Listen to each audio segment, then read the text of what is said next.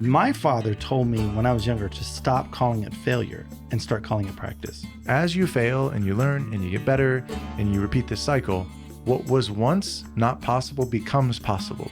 If you expect a shit show, when the shit show starts, everything's according to plan.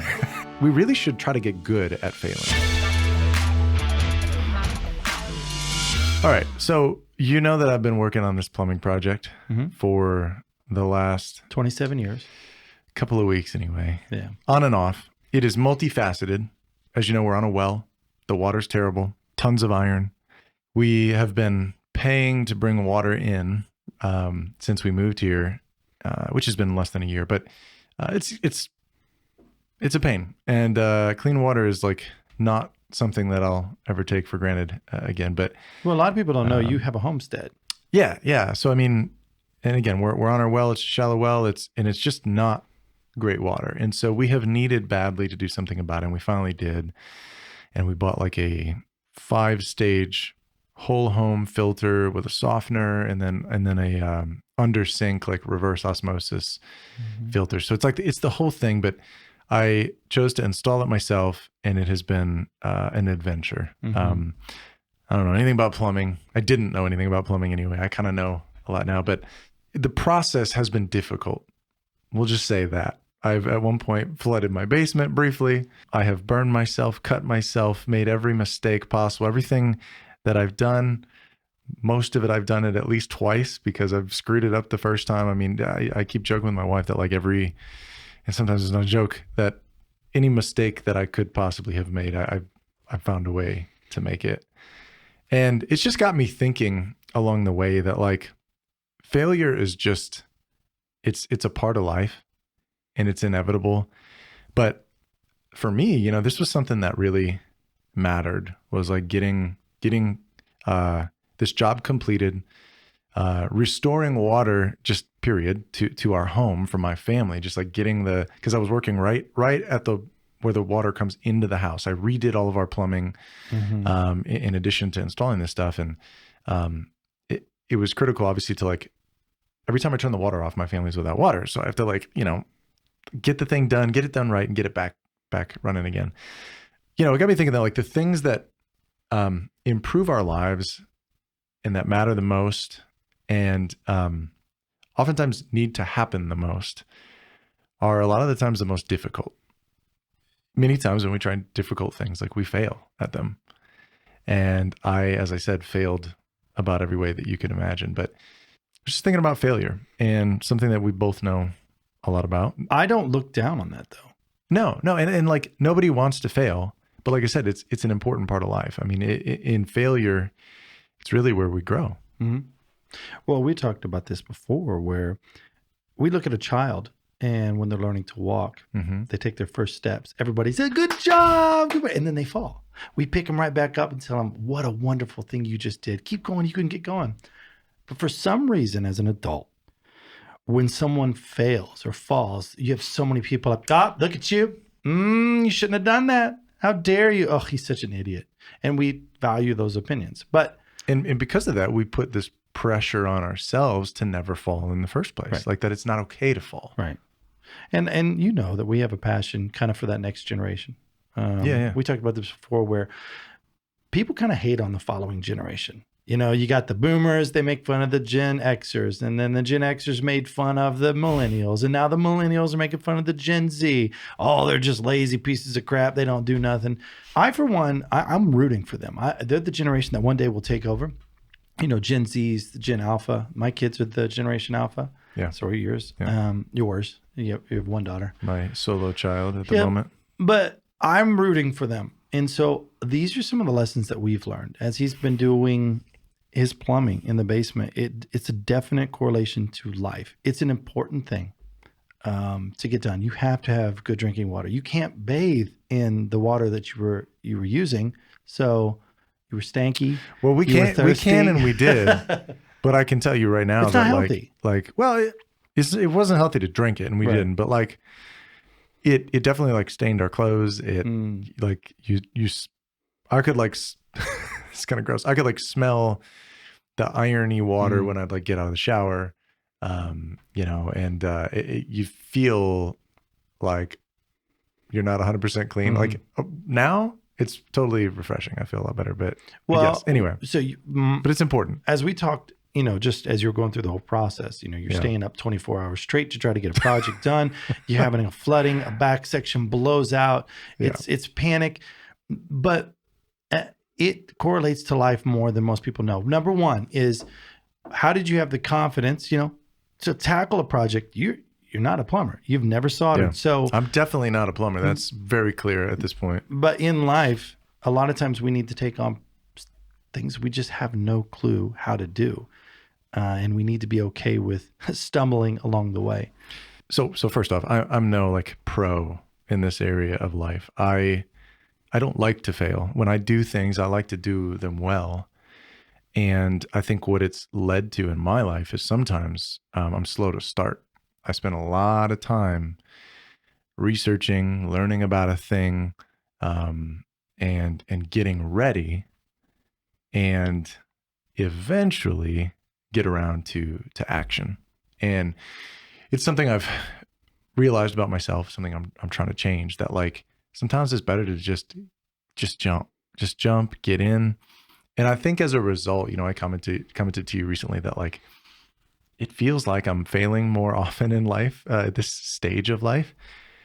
And you had some interesting theories I want you to mention in a second. But one of the things that I was thinking about is that like I think it's because I'm trying. I didn't really realize this, but I am trying to think less and just do more, just jump in. And so as a result, like, yeah, I'm failing at things. Not always miserably. Sometimes it's just like, oh man, that wasn't right, but now I know what is. And so I'm gonna course correct and calibrate and fix it. But when you start to take on more projects, here's what happens. So you got one project, okay? And you're failing every 3 or 4 steps. It doesn't feel like you're failing that much. Mm-hmm. But as you start to grow and as you start to take on more, now you're doing 10 projects. Now you got 10 things going on. You're trying to be a husband, father. You're trying to be a friend. You're trying to all these different work, hobbies, all this stuff. If every 3rd or 4th things every step you're failing, it feels like you're failing all the time. Every step, because you're failing. Say you goofed up on this one project. Okay, then the next step is another project and you're failing at that. It feels like you're failing. So it's relative. You're saying. Yeah. And so I think if today's thought would be to understand that failure is a huge part of any type of success. And I've said this to you before. If you expect a shit show, when the shit show starts, everything's according to plan. Exactly. And it's true. Yeah. And I mentioned to you before about how when I started to rebuild my engine on my Jeep, I don't know how to rebuild an engine on a Jeep. I had planned on messing up at least 2 or 3 times. I assumed I'd have to take it up. I ordered actual 2 sets of head bolts because you can only tighten them twice before they're junk. Okay. So I had ordered because once you 2 torque sets, them down, it's just okay. They've stretched too much to a point where the torque no longer is of value. Okay. Well, that all came true because I got done with putting the engine back together and I'm like, I have 1 extra bolt missing. It's not where is it? And I'm like, and you didn't eat it. I know I didn't drop it. And so I'm like, it's somewhere in the engine. And so I took the head off. Sure enough, it's sitting in the cylinder. What did that feel like when you I laughed. I laughed out loud. Take it back apart. Oh, well, how did it feel? When you were like, I'm missing a bolt and I have come to the conclusion that it is inside this cast iron encasement. I didn't even think. I was just like, oh, shoot, let's keep going. I just went to it.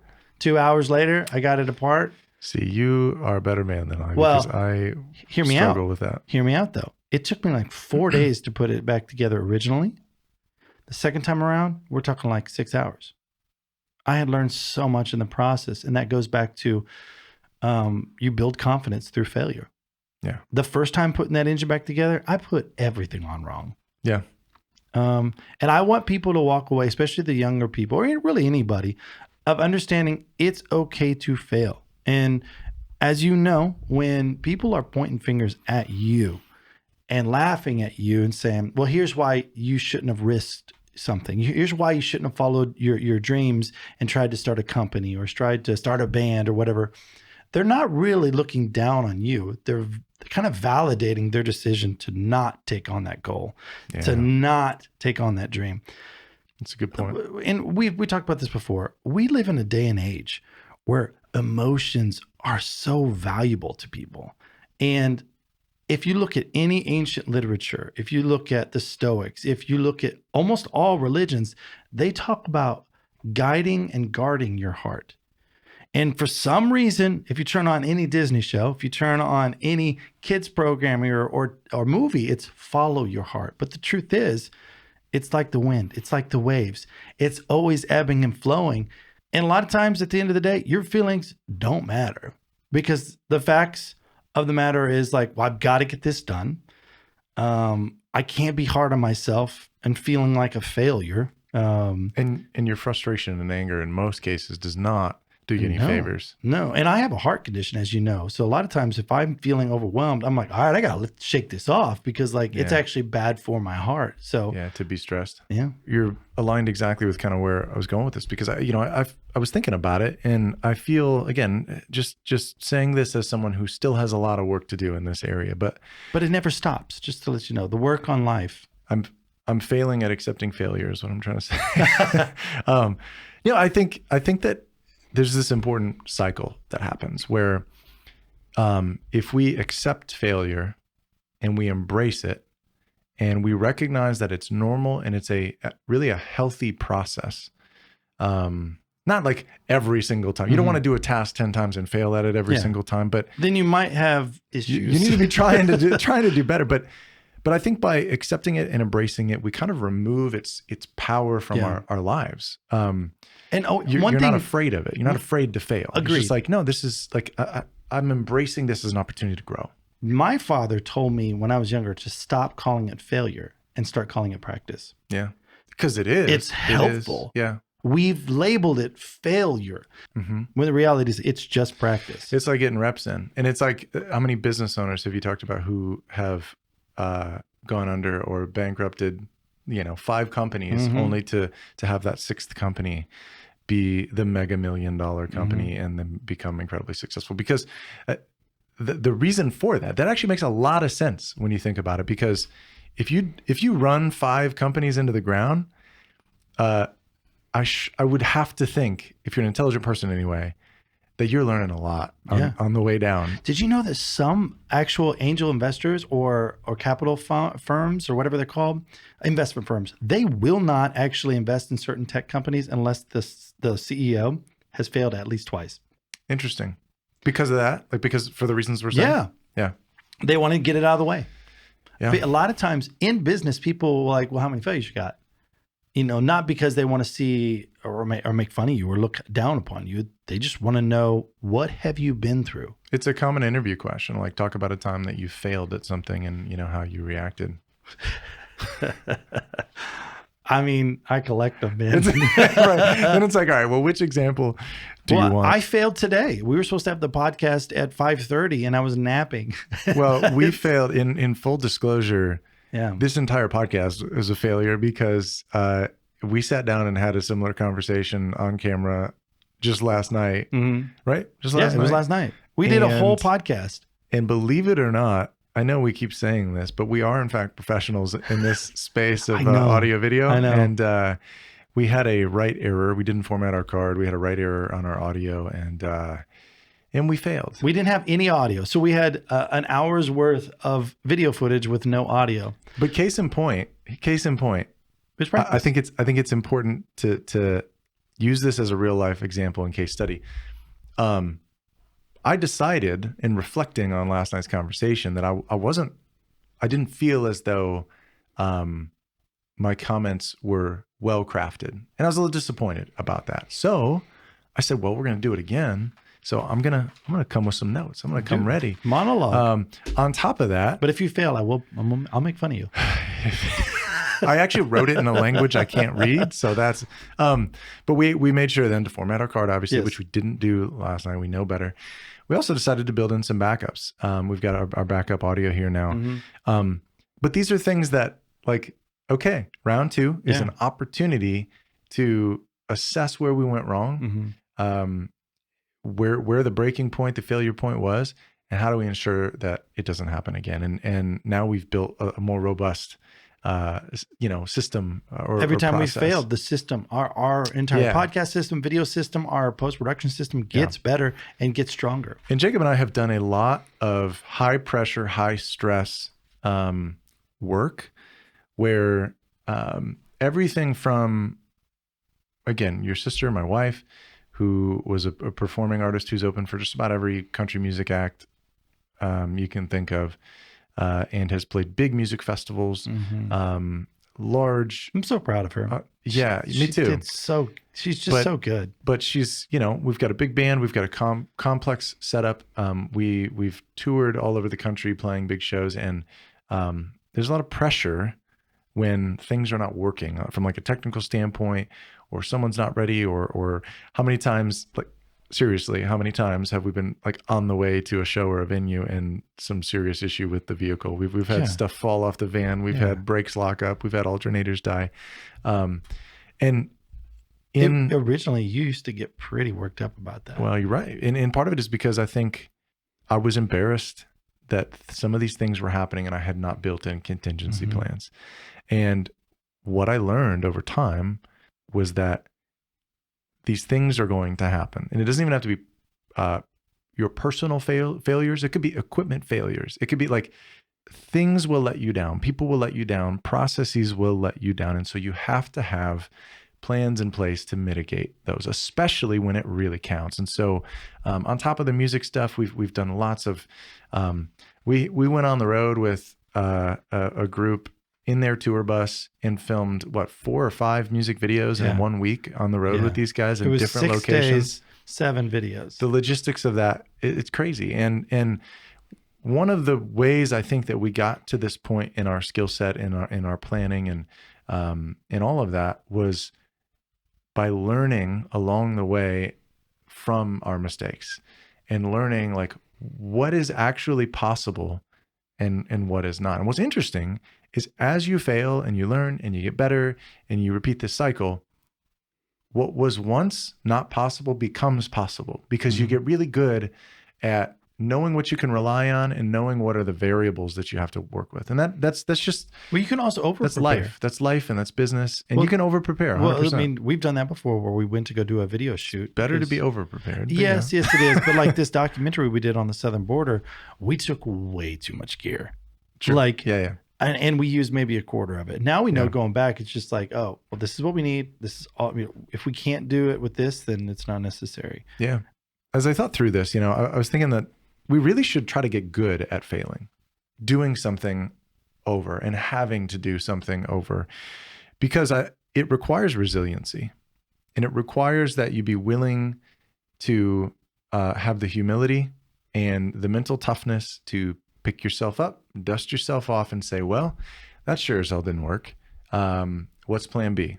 And then not be negative of yourself. Yeah. That. And recognize that sometimes there's, even humor and levity in those moments, or at least you'd like there to be. But, it requires that we get good at bouncing back, and that we don't care what others think and don't care about the doubters, And I think by building that resiliency and building that kind of pattern in our lives, we take a much healthier approach to solving new problems and tackling new things. Well said. It makes me actually look back at my life sometimes where maybe a defense mechanism of just like things that have gone wrong in my life, I wouldn't plan at all because it's like, it's not going to work out. Just jump in. It's not going to work out. Yeah.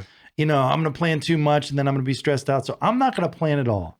I went to Europe once without a map, no cell phone. Back before I had a cell phone, I had no plans of where we were going to go.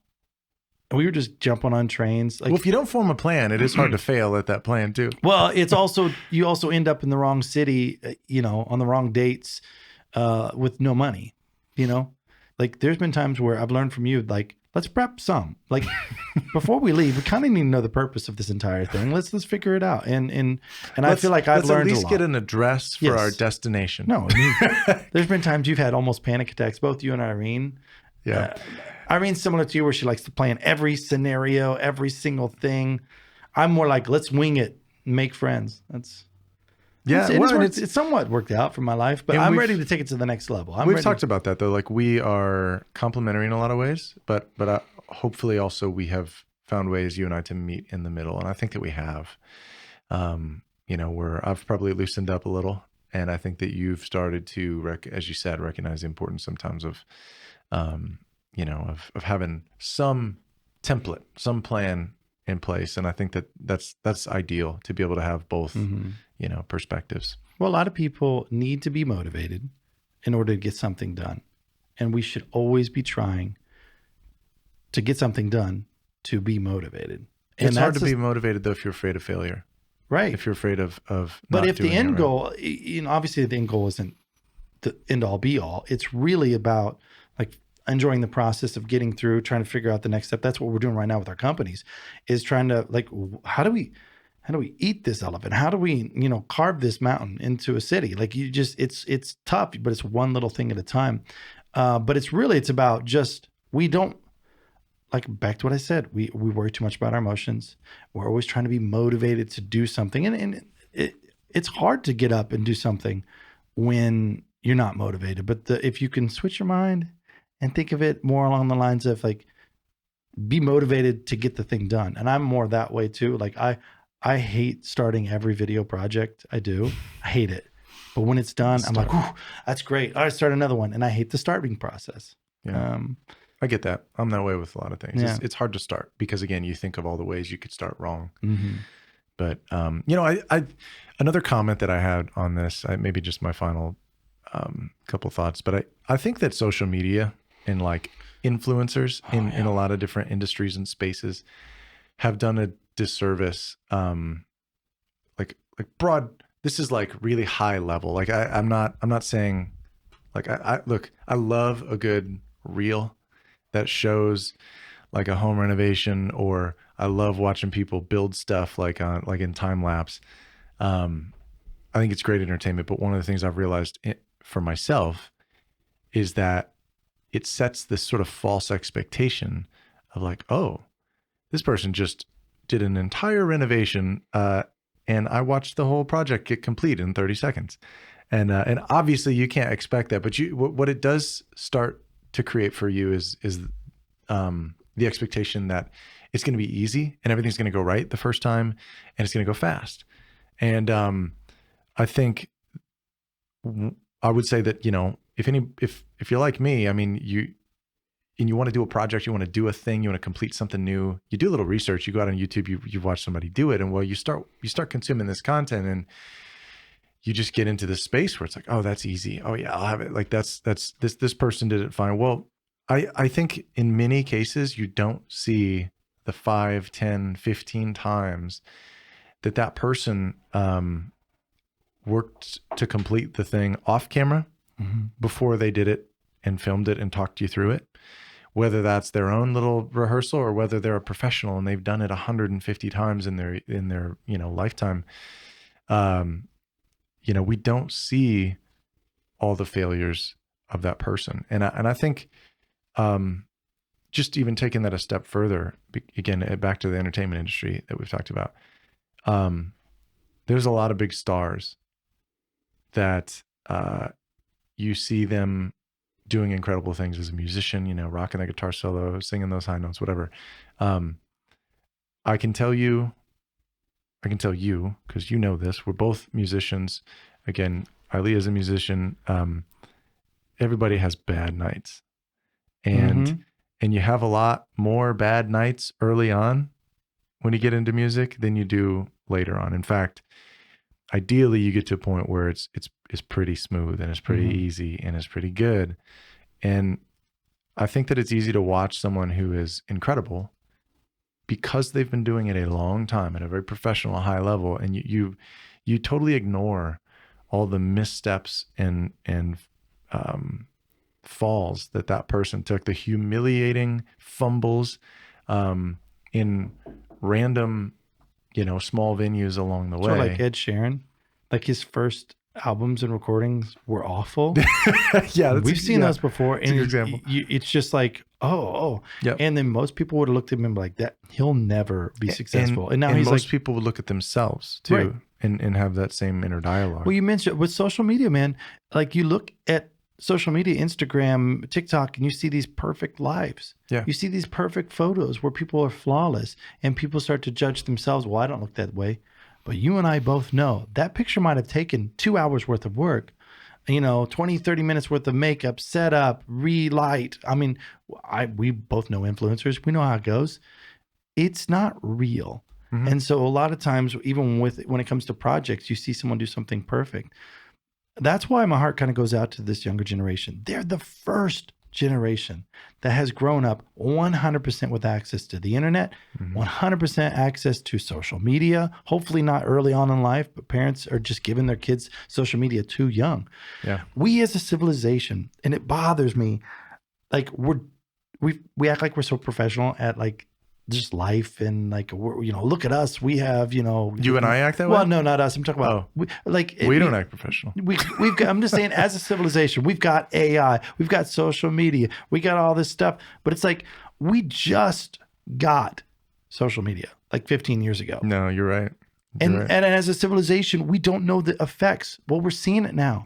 Suicide rates are up. Kids are judging themselves too much. And so my heart goes out to these kids. They're growing up and they're seeing all this, quote, perfect stuff on the internet. I feel like the next phase is going to be authenticity. Like just people being real. It goes back to even like Dwayne. Why is a guy who's 55 plus years old? Dry Creek Wrangler? Yeah, Dwayne Dry Creek Wrangler. Yeah. Why is a 55-year-old guy sitting next to his saddle just talking about wisdom got him 1 million followers? Because it's authentic. And I think people are sick of the Instagram. Dwayne was like, look, everybody was telling him, you got to edit, you got to do fast cuts, you got to put music. And he's like, that ain't me. If they don't want it, then they don't have to watch. And he expected 200 subscribers to be success. And now he has over 1 million. And that goes to show authenticity is real. He talks about his failures in life and his success, and people. He's very open about that. Yeah. Yeah. And I just think that I want to encourage the younger generation. Actually, like, encourage everybody. I mean, no matter what age, it's going to suck. People are going to judge you. People are going to look at you and make fun of you. And kind of my saying that I kind of tell myself almost all the time, because I do take on ambitious things in life and I've failed many times and I've succeeded. I mean, you've been there for some of the things where, well, that's really awesome, or well, that's really embarrassing. I have to tell myself the quantity of their opinions does not outweigh the quality of mine. That's good. If I know I'm on the right path, if I know that mission is of value to myself, my family, my friends, and the end goal, it doesn't matter. I'm just like a horse with blinders trying to stay focused. And there's been times, man, Are you a diving horse? You talk about Wild Hearts Can't Be Broken. For my sister's birthday, we watched her favorite movie when she was 15 years old, and it was the movie Wild Hearts Can't Be Broken. And it's a movie it's a true story about a girl. Total side tangent. Sorry, tangent. But go on. Where a diving girl. It's a diving girl. She wants to be a diving girl, but it's a ramp that they run horses up. And this girl's got to jump on the horse as it's going up the ramp. And then they both jump off that ramp about 40 feet down into a pool.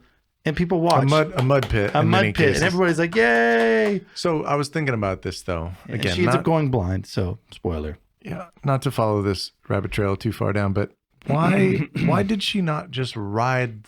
Why didn't they ride the horse up the ramp? Why did they have to, I guess grab the risky. horse as it was running by? I don't know. Because that added to the suspense? Is that what you're saying? I don't know. Dude, I mean, it could either be for the suspense or that the track was too narrow for the horse and for her legs. Oh. I don't. It's the dumbest form of entertainment. I'm going to have a horse. It's going to jump in the water. People are going to pay me a nickel a ticket. I don't think PETA would put up with that these days. No, I mean, this was in the 20s. It was right after the Great Depression. Yeah, the Great Depression was there was some interesting entertainment, I guess. Let's do a podcast on the Great Depression because a lot of people don't remember. I mean, it's Speaking of depression, back to failure. yeah. I have, so here's your motivational speech for the day. Mm-hmm. Okay. These are my closing thoughts. And then, feel free to chime in with any others. But I was just kind of trying to put it all together. And I feel like with failure comes lessons learned. And those lessons over time, with enough of them, become wisdom. You were talking about Dwayne, and his wisdom that comes from a lot of failure, comes from a lot of time of trying new things, doing them wrong, and improving. And with wisdom comes good decisions, and good decisions lead to success. Mm-hmm. And so with that, get out and go fail. Yep.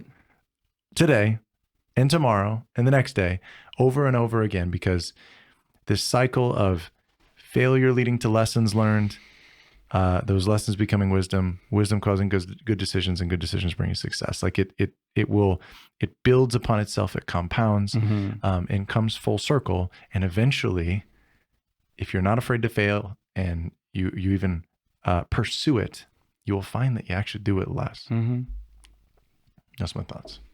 Well, if you remember to being a kid, the first time on summer where you took your shoes off and you ran through the yard and you hit that one rock and it just dug right into your heel. It hurt really bad. But by the end of summer, it didn't matter if the asphalt was 120 degrees. You had so much callus on the bottom of your feet, at least when I was a kid. You could run on rocks. Like, That's my daughter now. I'm just saying, like, that's the same thing with life. I remember there's a song I wrote a long time ago where it's like, the words are, wisdom they told me it comes with old age, but they never told me the price I would pay. And the reality is it's hard. In order to be wise, in order to have success in life, you look at someone who's successful. You've told me this before. Like, people look at them, they think, well, that person's successful, that person's arrogant. But the reality is well, and they think it's because of money. Yes. And some people that there's a-holes, but like you look at most people who are successful. Well, they've been through the fire and they're tough and they make quick decisions because, well, we got to make a decision, move on. My final thoughts are Winston Churchill. I love reading about Winston Churchill. He's a goob of a man. Like his goob? Yes. His daily routine had to do with a lot of drinking, a lot of smoking, a lot of sleeping, odd hours. He was an interesting man. But having said that, he had a lot of cool thoughts. And this is his quote. Success is not final. Failure is not fatal. It is the courage to continue that counts. That's it. Just continue. Failure, practice. And I just want to encourage people, it's okay. And again, it's critical because, as you said, success is not final. You don't just get to this like finish line and it's like, all right, in most cases, I guess sometimes, I guess it depends how you define it. But in a lot of cases, success requires that you continue to fight the good fight and go back out every day and find yourself in a position of potential failure. It's not just going to happen and stay there. Well, speaking of success, dude, you're drinking now the most pure water in this area, probably. It's cleaner than the water I'm getting from the city of Washington, I'll tell you that. Well, so congratulations on... And thank you. And an important point, I still have some leaky pipes that I'm working through. It was a long time coming, but again, this was for my family very worthwhile. And anything worthwhile, as I said at the top, is usually not going to come easy. And it feels good to get here. We made a joke. Our families watch Homestead Rescue. Put in a plug for Homestead Rescue. But Marty Rainey is so funny. He's all passion all the time. And well, just set it up a little bit. Homestead Rescue is where there's homesteads throughout the United States. Homesteading is very hard. That's where you're living off the land. You grow your own food, you raise your own animals, and you live off the land. Well, that's very hard. So they show up to failing homesteads that people are about to leave, and the people won't have water, they won't have plumbing, they don't have a food source, and they help. The father is Mr. Rainey. What's his name? Marty Rainey. And he's got 2 kids that come with him. They're adults. They come in. They're badass. So that's the setup for the TV show. Go watch it. It's fun. So that's the setup. And Marty Rainey's just like this ball of energy. But he's so funny because he loves... he's a cowboy with a white hat. Has a white shirt that's almost always unbuttoned, no matter if it's the dead of winter or middle of summer. Down to his belly button. And even if he's wearing a coat, yes, the coat is unzipped. Yes. It follows the unbuttoned shirt all the way down. But then they're Alaskans, just good, hardy people. But he loves, it seems like, especially when like water is discovered on someone's property, he's like, that's your land. He's like, that's water from your land. And they're just, and they're like, I know, it's from my land. It's so great. We've wanted this for so long.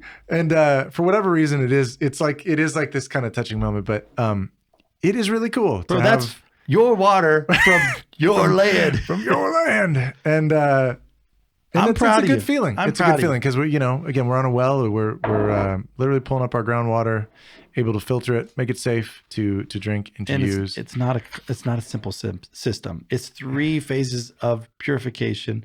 It looks like when you watch Star Trek and they open up that panel into the computer, and there's like all these wires and piping, and they're all like, we got to take out the flux capacitor. It looks like that because there's pipes everywhere. It looks like the one thing they're supposed to shoot at the Death Star to blow it up. That's what it looks like. That could be an indication that I did it wrong too. That it's more complicated than needed. But yeah, I failed a lot along the way. I did just about I probably could have used my homestead being rescued. I could have used the Rainies to show me some plumbing, but you did it. But I got there. You have this knowledge now that's going to be with you for the rest of your life. That when inevitably you're going to have a pipe burst, you're going to know what to do. Call the plumber. That's the lesson learned. Look, I just want to encourage everybody, try and be okay. Like I said, expect a shit show. And when the shit show starts, everything's according to plan. And it really is. Yeah. And I appreciate you doing a lot of just starting a business with me and risking it all together. And we're starting several businesses, and we've been in business for a long time. Yeah. I'm happy. One way or another. Stick with it, people. Subscribe. Tell us the stories that you're going through right now. If you've got something that is just a ridiculous story where you failed a dozen times, but you ended up succeeding or still working on that success, let us know in the comments. I want to hear these stories. Yeah, some kind of perseverance, something you're really proud of that you never had the opportunity to put out there. Do it here. Mm-hmm. People will, I'm sure, love to see that. And I want to see that. Me too. We'll comment. Yep. Well, thanks everybody. And Dave, thanks. I'm proud of you for what you did, and keep it up. Thanks, man. I'm going to call you for plumbing. You're not allowed to drink my water though. It's all for me. It's my land. Yep. All right. Thanks. Later.